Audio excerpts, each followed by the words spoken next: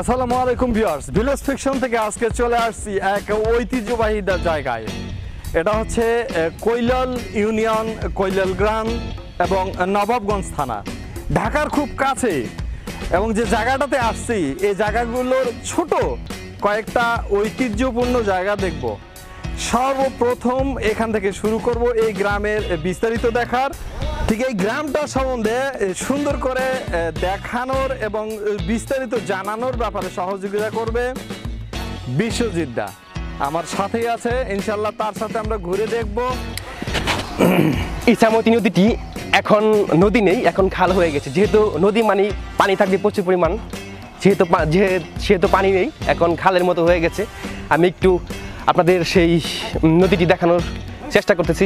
আমাদের সেই ইছামতি নদী একসময় প্রচুর এখানে লোকজনের যাতায়াত ছিল, পুরনো সেই যাত্রী ছাউনিটি। এখানে আমরা দেখতে পাচ্ছেন যে এখানে আমরা বসে ওয়েট করতাম, যে আমরা যখন বিভিন্ন জায়গায় যেতাম লঞ্চে করে সেখানে আমরা এখানে বসে ওয়েট করতাম। তারপরে লঞ্চ আসলে আপনার সরাসরি এই সিঁড়ি ধরে টার্মিনালে গিয়ে লঞ্চে উঠতাম। এবং পাশেই দেখতে পাচ্ছেন একটি বট গাছ দেখতে পাচ্ছেন, খুবই পুরনো সেই এই কৈলাল লঞ্চ ঘাটের সাথেই অবস্থিত। এখানে দেখা যাচ্ছে যে পুরনো যে বট গাছটা, দাদা যে কথাটা বললো পুরনো বট গাছটা ভিউয়ার্স একেবারেই 300 বছর পুরনো হবে। এর গোড়াটা খুব গোমট করে বাঁধানো, স্থানীয়রা বা এই ঘাটের লোকজন, এই কৈলাল গ্রামবাসীরা খুব সুন্দর করে বেঁধে দিয়েছে। এখানে দেখা যাচ্ছে শ্মশানটা খুব সুন্দর, একবারে রং করা, সুন্দর করে এই যে খোলামেলা পরিবেশে এই ধরনের শ্মশান করা সব জায়গায় মূলত অনেক সময় পাওয়া যায় না। এই কৈলাল গ্রামে খুব সুন্দর একটা জায়গা পেলাম। এবং তার পাশেই আরেকটু দেখা যাচ্ছে, দাদাও আমার সাথে আছে, যে যেখানে গোসল করানো হয়। গোসল করানোর সিস্টেমটা খুব ভালো লাগলো, যে মরদেহটা এনে আমরা একটু দেখি, কারণ দিন শেষে আমাদেরকে এই জায়গায় একসময় আসতেই হবে। দাদা কি বলেন, এই যে সুন্দর করে সুন্দর পরিবেশে সাজানো গ্রামবাসীর মোটামুটি ভালো হয়? গ্রামবাসী বলতে কি, আমাদের যে কৈলাল যারা আমরা হিন্দু ধর্ম বিলং করি, আমাদের একটা সমাজ আছে, সেই সমাজ থেকে আমাদের করা, যে এখানে আমরা মৃতদেহটাকে আমরা এখানে সুন্দর করে স্নান করানো হয়। স্নান করানোর পরে আমরা এই মৃতদেহটাকে আমরা নিয়ে আসি এই শ্মশান ঘাটে, এই যেখানে দেখতে পাচ্ছেন যে চোলা বলি আমরা এটাকে, যে যেখানে এই মৃতদেহটাকে পুরানো হয়। এখানে আমরা এই দেখতে পাচ্ছেন আমার সামনে চোলা রয়েছে, সেই চোলার উপরে মৃতদেহটা রাখি। এরপরে আমরা লাকড়ি দিয়ে আমাদের হিন্দু ধর্মাবলম্বীদের যে নিয়ম কানুন মেনে আমরা তাকে সেই দেহটাকে আমরা এখানে পোড়াই। এবং পোড়ানোর পর যে দেখতে পাচ্ছেন যে পাশেই রয়েছে সেই, এখানে ময়লা বা কোনো কিছু থাকারও কোনো সুযোগ নাই, কারণ সিস্টেমটা আপনারা এমনভাবেই করে নিয়েছেন যে খুব দ্রুত এখানে পানিতে চলে যাবে। ভিউয়ার্স, চলে আসছি সেই শ্মশানের পাশেই এই দাদা সহ। মূলত ঢাকা শহরের আশেপাশে যে জিনিসটা অনেক সময় দেখা যায় না, তাল গাছ। আমরা তাল গাছের ঠিক কাছেই, এবং সেটাও শ্মশানের পাশেই। ভিউয়ার্স, যখন আসছিলাম এই গ্রামের যে সর্বমোট 6টি মসজিদ আছে, কয়েকটা ছোট বড় মিলিয়ে সর্বমোট 6টি। এবং আমি চলে আসলাম সেই কৈলাল লঞ্চঘাট থেকে। লঞ্চঘাট থেকে এই গ্রামে ঢোকার পথেই পড়বে একটা মসজিদ। আমার পিছনেই মসজিদটা, খুব সুন্দর। এবং এই মসজিদটার লোকজন, আশেপাশে যে ঘরবাড়ি আছে, এছাড়াও দূর দূরান্ত থেকেও মানুষজন আসে এই মসজিদে শুক্রবারে, বিশেষ করে জুমার নামাজ আদায় করার জন্য। কৈলাল ইউনিয়ন টেকনিক্যাল উচ্চ বিদ্যালয় আছে, এবং এটির প্রতিষ্ঠাতা আলহাজ আনোয়ার হোসেন চৌধুরী। এবং আনোয়ার হোসেন চৌধুরীর পরের প্রজন্ম আনোয়ার হোসেনের ছেলে কামরুল হোসেন চৌধুরী। এবং এই স্কুলে লেখাপড়া করার জন্য তেলেঙ্গা, কৈলাল একটা বড় গ্রাম, কৈলাল উত্তর, কৈলাল দক্ষিণ এবং রায়পুর, মোল্লাকান্দা এবং ভাঙ্গাভিটা থেকে এই ক্লাস 6 থেকে ক্লাস 10 পর্যন্ত ছাত্রছাত্রীরা লেখাপড়া করার জন্য এখানে আসে। সুন্দর মনোরম পরিবেশ, ভালোভাবেই তারা সংঘবদ্ধ সামাজিকভাবে বসবাস করে আসতেছে দীর্ঘদিন যাবৎ। কেননা এখানে একটা সময় ছিল শ্যামবাবু এবং উত্তমবাবুর অঞ্চল, এখন হয়ে গেছে এই চৌধুরী বংশের, যেমন আনোয়ার হোসেন চৌধুরী এবং পরের প্রজন্ম কামরুল হোসেন চৌধুরী বংশ। সো এই স্কুলটায় যেটা দেখা যাচ্ছে সর্বমোট 4 তলা বিশিষ্ট একটা, এরপরে 3 তলা বিশিষ্ট একটা, আর একটা সবচেয়ে পুরনো যেটা সেটা হচ্ছে জাস্ট একদম নিচতলায় পুরনোভাবে বানানো, যেটা আজ অব্দি পর্যন্ত হয়তো ওইভাবে ছাত্রছাত্রী বসে না। কিন্তু নতুন বিল্ডিং যেটা, এটাতে একদম সুন্দর পথ করে পতাকা উঠতেছে এবং পাশে ছাত্রছাত্রীরা স্কুলের ভিতরে লেখাপড়ায় মনোযোগ দিচ্ছে খুব নিয়ম সহকারে। টিফিন পিরিয়ডে কি পরিমাণ ছাত্রছাত্রী এই স্কুলে সব বেড়ে এসে বারান্দায় দাঁড়াইছে। সবাইকে একটা হাই জানাই। যে মজার বিষয়, সবাই খুব উৎসাহের সহিত আছে যে আমাদের গ্রামটা এভাবে তুলে ধরবে এবং এই গ্রামটাকে আমাদের মাঝে রেখে দেবে রেকর্ড হিসাবে। তো আমি বলবো যারা এই স্কুলের ছাত্রছাত্রী আছে তারা দেখুক এবং তাদের আত্মীয় স্বজন পরিজন যারা এই গ্রামের বাইরে অথবা দেশের বাইরে আছে তাদের জন্য এই ভিডিওটা শেয়ার করুক। ইনশাল্লাহ সবাই শেয়ার করব এবং লাইক এবং কমেন্ট করব কেমন হলো ভিডিওটা। খুব সুন্দর। চাচা এখানে কতদিন ধরে ঝালমুড়ি বানান? বহুত দিন ধরে। তাও কত বছর হবে? 20 বছর। 20 বছর ধরে এই একই মাঠে ঝালমুড়ি বানায় যাচ্ছেন স্কুলে এই ছাত্রছাত্রীদের জন্য? জি। আচ্ছা, এইখানে আমি সবসময় বানাই, আর কোনো লোক আসে না, আমি টেম করে নিই না, সবসময় ইনশাল্লাহ আল্লাহর রহমতে আমি বিক্রি করি। দীর্ঘ 20 বছর ধরে এখানে বানাচ্ছেন? জি। আচ্ছা, এই অঞ্চলের মোটামুটি 20 বছর ধরে যারা এই স্কুলে লেখাপড়া করে গেছে তারাই তো আপনার ঝালমুড়ি খাই গেছে? হ্যাঁ, খাইছে ইনশাল্লাহ। এখনো ছাত্র আছে, কিছু ছাত্র বিয়ে হয়ে গেছে, কিছু ছাত্র বিদায় হয়ে গেছে, কোনো অসুবিধা নেই। এই ছাত্ররাও আসে খাইবার জন্য। মানে দূর থেকে যখন গ্রামে আসে তখন আপনার কাছে খাওয়ার জন্য আসে। ঝালমুড়ির মশলা কি কি দিয়ে বানান কাকা? বাবা এইটার আমি নাম বলবো না, এটার নাম বললে শিখে যাবো গা অন্য লোক। চাচা চালাক আছে, গোপন তথ্য। অবশ্যই এটার নাম করবে, কারণ এই স্কুলে লেখাপড়া করে যারা দেশ এবং দেশের বাইরে কর্মরত আছে তারাও এই চাচার ঝালমুড়ি এই স্কুলের খেয়ে মজা সহকারে, চাচাও বলল যেটা যে এখনও আসে, তারা দূর দূরান্ত থেকে গ্রামের বাড়িতে আসলে আমার কাছে একটু ঝালমুড়ি খেয়ে যায়। এই চাচার ঝালমুড়ির স্বাদ আমরাও নেব ইনশাল্লাহ। ভিউয়ার্স, স্কুল থেকে সামনে গ্রামের ভিতর ঢুকতেই নতুন করে আরও 2-1 জন চলে আসছে আমার সাথে, তারা সহ আমরা এই গ্রামটা এখন দেখতেছি। সামনে আছে, তোমার নাম? শান্ত। তারপরে? সীমান্ত। তারপরে? অভিজিৎ। অভিজিৎ। আর ছোট্ট, তোমার নাম? হ্যাঁ, মোহাম্মদ। খুব সুন্দর।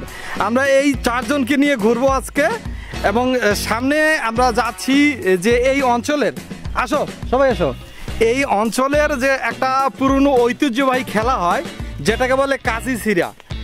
এই খেলাটা মূলত এরকম যে গরু বাঁধানো থাকে এবং যেখানে বাঁধানো থাকবে শক্ত পাটের যত শক্ত দড়ি হোক না কেন সেটা কেটে সে চলে যাবে।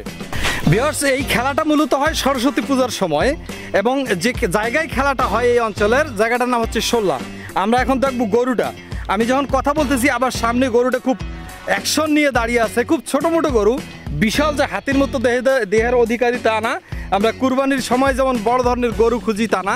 এই গরুটা হয়তো ওইভাবে নির্বাচন করা হয় এবং এটাকে ট্রেন আপ করা হয়। গরুগুলো ঠিক এরকম হয়, হয়তোবা এই সিজনে খেলাটার এই কাঁচি খেলা গরুটা এইটা, এর পরের সিজনে আরেকটা হবে। তবে এটা ওই ধরনের জেদি রাগী বা গরুটাকে একটু ধাওয়া দিলে এটা দৌড়দৌড়ি করে ছিঁড়ে ফেলবে, এই ধরনের একে ট্রেন আপ করে তৈরি করা হয়। কাঁচি খেলা গরুটা দেখার পরে সামনে একটা রাস্তা, এটা আসলে একটা সময় একটা প্রপাতে ছিল বা লেকের মতো ছিল। এখন স্থানীয়রা এই দিক দিয়ে যাওয়া আসার জন্য মেইন রোড থেকে পশ্চিম দিকে স্কুলের পশ্চিম পাশে যাওয়া আসা করার জন্য সুন্দর একটা রাস্তা তৈরি করছে ইস্কন মন্দির স্থাপনার পরিপ্রেক্ষিতে। মন্দিরের কাজটা বেশ কিছুদিন আগে উদ্বোধন হয়েছে এবং এর ডিজাইনটাও এখানে সুন্দর করে করা আছে। এই জন্য এই রাস্তাটাও করা হয়েছে সেই স্কুলের মাঠ দিয়ে সোজা চলে আসছে এখানে। 2014 সালের মার্চের 13 তারিখে উদ্বোধন হয় এবং এখানে প্রবাসীদের উদ্যোগেই মূলত এই মন্দিরটার কাজ শুরু হয়েছে। এই এলাকাবাসীর কথা মতে যেহেতু কাজ শুরু হয়ে গেছে, একটা ভালো কাজে হাত দিয়েছে তারা, তারা দৃষ্টি আকর্ষণ করতেছে সরকার কর্তৃপক্ষের। যদি কোনো সরকার কর্তৃপক্ষ এখানে নজর দিত বা আরও এলাকাবাসীর যারা এই ইস্কন ধর্মাবলী বা যারা ইস্কনের সাপোর্টার তারা ভালোবেসে যদি এগিয়ে আসতো তাহলে কাজটা খুব দ্রুত আগায় যেত। কারণ বর্তমানে আর্থিক সচ্ছলতার কারণে কাজটা খুব স্লো আগাচ্ছে এবং তারা অনুভব করতেছে যারা এই উদ্যোগ নিয়েছে তারা খুব কষ্টে আছে যে তারা যদি এই ধরনের সাপোর্ট পায় তাহলে খুব ভালো হতো। অবশ্যই গ্রামবাসীর পাশাপাশি এবং প্রবাসীর পাশাপাশি সরকার কর্তৃপক্ষ এবং তার সাথে আরও যারা আছে এই দেশের বিদেশের বাহিরের সবাই এগিয়ে আসবে এই সুন্দর একটা উদ্যোগের জন্য এই ইস্কন মন্দির প্রতিষ্ঠাতার কাজে। যে কাজটা চলতেছে মূলত যদি ভিউয়ার্স আপনারা এই ভিডিওটা শেয়ার করেন তাহলে এই অর্থ সহায়তায় এগিয়ে আসলে এই কাজটা আরও দ্রুত আগায়। যেহেতু এই এলাকাবাসীর এই বিদেশিদের যারা প্রবাসী তাদের উদ্যোগে এটা এগিয়ে শুরু হয়েছে, তাহলে শেষ করতে হলে অবশ্যই আমাদের সবাইকে এগিয়ে আসতে হবে। এই ইস্কন মন্দির প্রতিষ্ঠার ক্ষেত্রে আজকে এই 2024 সালে যদি এটার শুরু হয়, এটা অবশ্যই আগামী 50 বছর পরে এখানে একটা বড় কিছু হবে যদি আপনারা এগিয়ে আসেন। এই গ্রামবাসীর পাশাপাশি এই প্রবাসীদের পাশাপাশি আমার ভিডিও দেখার মাধ্যমে যদি আরও অনেকে এগিয়ে আসে, যোগাযোগ করবে এই ব্যানারের মাধ্যমে, এই ভিডিওর মাধ্যমে যোগাযোগ করবে এই গ্রামবাসীর কাছে এই ইস্কনের এই মন্দির তৈরির ক্ষেত্রে। ধন্যবাদ। সামনে আমরা এগিয়ে যাই, এই গ্রামটাকে সুন্দর করে দেখার চেষ্টা করি। ভিউয়ার্স, সেনাবাহিনী নিয়ে যাচ্ছি।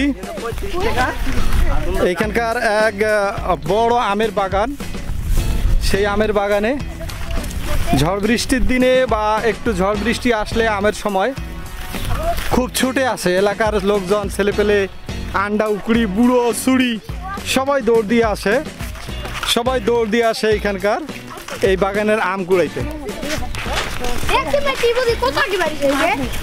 এবং এই আমের বাগান একটা মসজিদের নামে, আর একটা বাগান হচ্ছে নির্দিষ্ট এক ব্যক্তি মালিকানার। তো ওইভাবে গুরুত্ব কম দেয়, কিন্তু আম গাছ পুরনো আম গাছ, এই পরিপ্রেক্ষিতে এখানে প্রচুর আম পড়ে। যেমনটি বলছিলাম, এই গ্রামের একটা মোটামুটি ভাইটাল জায়গা যেখানে ছোট বড় সবাই আসে সেই আমের সিজনে আম বাগানে আম টোকাইতে। এইখানে অনেক পুরনো আম গাছ।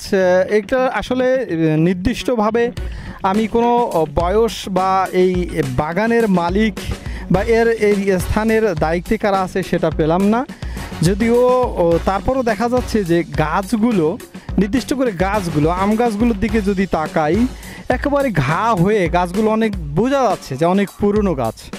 এবং নির্দিষ্ট করে যদি এইভাবে বলি তাহলে আন্দাজ করেই বলা যায় যে দেখেই যে মিনিমাম 100 বছরেরও বেশি হবে বয়স এই আম গাছগুলোর। ভিউয়ার্স, এখন চলে আসছি এই গ্রামেরই খুব রাস্তার কাছে এবং চৌধুরী বাড়ির পাশেই যে বড় দুর্গা মন্দির আছে সেই দুর্গা মন্দির। এটি মন্দিরের জায়গাটা একটু ছোট করে হলেও ভিতরে যদি আস্তে আস্তে আমি ঢুকতেছি তাহলে প্রতিমাটা এবং এই দুর্গার যে প্রতিমা এটা খুব বড়, অনেক বড় সড়ো আকারে দুর্গার প্রতিমাটা। এখানে একটু পুজো করার মতো কিছু জায়গা জিনিসও আছে নিচে। এবং এটার বিস্তারিত যদি বলি তাহলে বলা যায় এভাবে যে এই জমিদার বাড়ি একসময় যে ছিল শ্যামবাবু বা উত্তমবাবু, এদেরই বাড়ির সাথে লাগানোই এই মন্দিরটা ছিল। বিহার চলতে যখন আসতেছিলাম রাস্তা থেকে হাতের ডানে পশ্চিম দিকেই 11 নম্বর কৈলাল ইউনিয়ন পরিষদ। এখানে এই কৈলাল ইউনিয়ন পরিষদের যে কাউন্সিলর অফিস, অনেকগুলো কক্ষ রয়েছে। এর ভিতরে এখানে চেয়ারম্যানের কক্ষ রয়েছে, বর্তমানে রানিং চেয়ারম্যান বশির আহমেদ। এবং এলাকাবাসীর তথাকথিত তথ্য অনুযায়ী এটুকু জানা যায় যে উনি বন্ধের দিন অর্থাৎ শনিবারেও অনেক সময় আসে অফিসে একটু ঘুরে যায়, এটা একটা ভালো দিক। এবং তার পাশেই যে যখন আমি ঢুকতেছিলাম ঠিক তখনই হাতের ডানি একটা পোস্ট অফিস আছে। যদিও তথ্য প্রযুক্তি আমাদের এগিয়ে গেছে, তারপরও সরকারি নিয়ম অনুসারে সরকারি যে জায়গাগুলো এগুলো আসলে থেকে যায়। এবং তার পাশে আছে কৈলাল কমিউনিটি ক্লিনিক। এই কৈলাল কমিউনিটি ক্লিনিকটা খুব সুন্দর এবং মনোরম পরিবেশে তৈরি করা। কমিউনিটি ক্লিনিকগুলো এলাকাবাসীর এবং এই নিম্ন আয়ের মানুষদের একটা ছোটো মোটো কিছু চিকিৎসার জন্য। ভিউয়ার্স, একটা গ্রামে সব কিছুই থাকে, ঠিক তেমনি এই কৈলাল গ্রামে স্কুল থেকে পাশেই যখন আমি যাচ্ছিলাম, পুরো রাস্তার ধার দিয়ে যে বাজারটা আছে, এখন সেই বাজারে চলে আসছি। আমরা দেখব এই বাজারে সব ধরনের দোকান আছে। ইভেন তো বাজারে এক কোনায় দেখলাম একটা ধান ছাঁটাই করা মিলও আছে। তার পরিপ্রেক্ষিতে এই বাজারে মুদির দোকান, ওষুধের দোকান এবং সব ধরনের যেগুলো আসলে আমাদের দৈনন্দিন জীবনে কাজে লাগে এই ধরনের দোকানগুলো এই বাজারে আছে। আমরা একটু ঘুরে দেখি যে কটা দোকান খোলা আছে অন্তত, যেহেতু এখন প্রায় 3 থেকে 3:30 বাজে। এই টাইমে গরমে অনেক দোকানদাররা থাকে না, অনেক দোকানদাররা দেখা যাচ্ছে দুপুরে পরে চলে যায়, আর এই বিশেষ দিন করে সন্ধ্যার পরে। তবে এই এলাকার বাসীর কথার পরিপ্রেক্ষিতে এই গরমের সময় বাজারটা মূলত ওপেন হয় ঠিক ভোর 6টার পরের থেকে, সকাল 6টার পরের থেকে শুরু হয়। 9টা-10টার দিকে যখন রোদের তাপমাত্রা বা গরমের তাপমাত্রা বেড়ে যায়, তখন বাজারের লোকজন আস্তে আস্তে দোকান বন্ধ করে যায়, 2-1 ছাড়া। যারা মেন রোডের সাথে দোকান আছে তারা 2-1টা খোলা রাখে, আর যারা দেখা যাচ্ছে যে খুব একটা একটু ভিতরে, তখন দোকানগুলো বন্ধ রাখে। তো দেখা যাক, আমরা একটু ঘুরে দেখি এই বাজারের ভিতরটা। এখানে রাস্তার পাশে লাগানো আর একটা ছোট মসজিদ। এই দিক থেকে মসজিদটা দেখলে ঠিক এরকম। যেমনটি বলছিলাম, এই রাস্তা দিয়ে যাওয়ার সময় আসলে রাস্তার পূর্ব সাইডে বলবো যে একবারে চক বা চাষাবাদী জমি, এবং ঠিক রাস্তার পশ্চিম সাইডে যখন যাচ্ছি তখন দেখা যাচ্ছে যে গ্রামের যে ঘরবাড়িগুলো। ভিউয়ার্স, এটা হচ্ছে কৈলাল উদয়ন যুব সংঘ। এই গ্রামবাসী এবং এলাকাবাসীরা এই যুব সংঘের মাধ্যমে বিভিন্ন ধরনের খেলার আয়োজন করে থাকে। ফুটবল টুর্নামেন্ট এবং ক্রিকেট টুর্নামেন্ট, পাশাপাশি হাডুডু এবং ঐতিহ্যবাহী খেলাগুলো তারা এইখান থেকে মেনটেন করে থাকে এই ক্লাবের মাধ্যমে। ভিউয়ার্স, এখন চলে আসছি এই কৈলাল হানাফিয়া দাখিল মাদ্রাসায়। এই হানাফিয়া দাখিল মাদ্রাসাটি অনেক বড়, যেটা স্থাপিত হয় 1980 সালে, এবং এটা পুনর্নির্মাণ হয় কয়েকটা বিল্ডিং। এর ভেতরে আমি যদি মাঠের মাঝখানে দাঁড়ালে দেখা যাবে যে প্রচুর পরিমাণে ক্লাসরুম বা কক্ষ আছে। ইভেন এর সামনে যে নতুন বিল্ডিংটা হচ্ছে 4তলা একটা ভবন, অস্বাভাবিক সুন্দর। যে এই ধরনের একটা গ্রামে একটা মাদ্রাসা 4তলা ভবন আছে, এটা একটা খুব মানে ভালো বিষয়। যে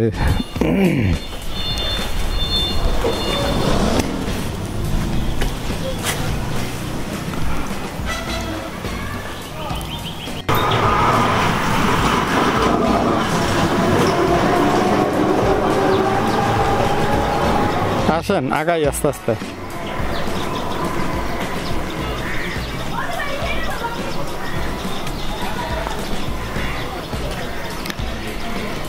ভিউয়ার্স, এই এলাকার খুব সুনামধন্য একটা জায়গা, এবং বলা যায় এলাকার মোটামুটি ভালোই উপকারকারী এক ব্যক্তি, যার নামে এই এলাকার হাই স্কুলটি আছে। ঠিক ওনার ছেলে কামরুল হোসেন চৌধুরী।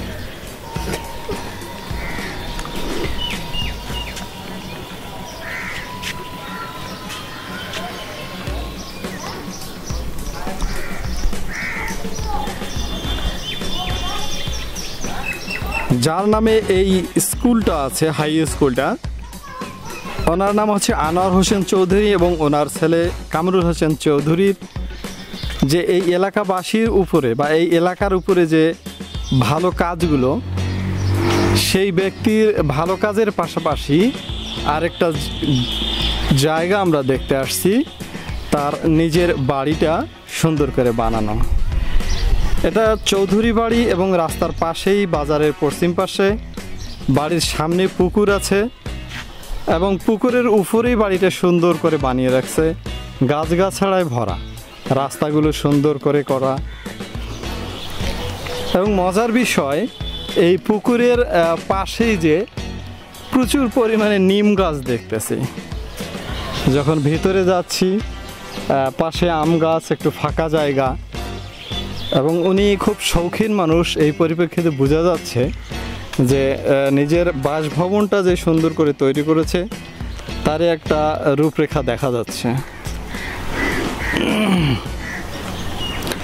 যদিও প্রয়োজনে আসলে থাকা হয় সময় অসময়ে এই বাড়িতে, এখন বর্তমানে উনি নেই।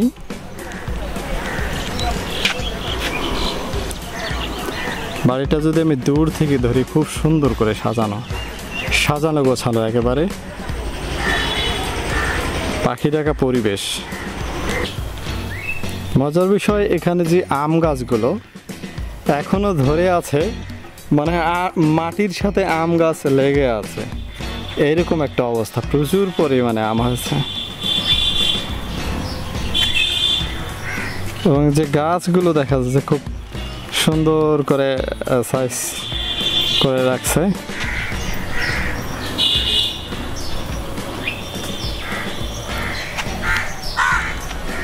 এই অঞ্চলের যে চৌধুরী বংশের একজন কামরুল হোসেন চৌধুরী, ওনার তত্ত্বাবধানে এই সুন্দর রাস্তাটি হয়, যেটা কৈলাল থেকে ভাঙ্গাবেড়া পর্যন্ত এটা তৈরি করে এবং ওনার তত্ত্বাবধানে এটা হয়। খুব সুন্দর, রাস্তার দুপাশেই গাছ আছে এবং রাস্তাটা ইট দিয়ে মোটামুটি একটু হলেও ভালো করে দিয়েছে, যাতে কাদামাটি না, গরু ঘোড়া বা গরু মানুষ আসা যাওয়া বা গরু খেতে নিয়ে যাওয়া বা সেই ধান ক্ষেত থেকে সুন্দরভাবে কৃষকেরা কাজ করার ক্ষেত্রে এই রাস্তাটা খুব ভালো একটা ভাইটাল পয়েন্ট।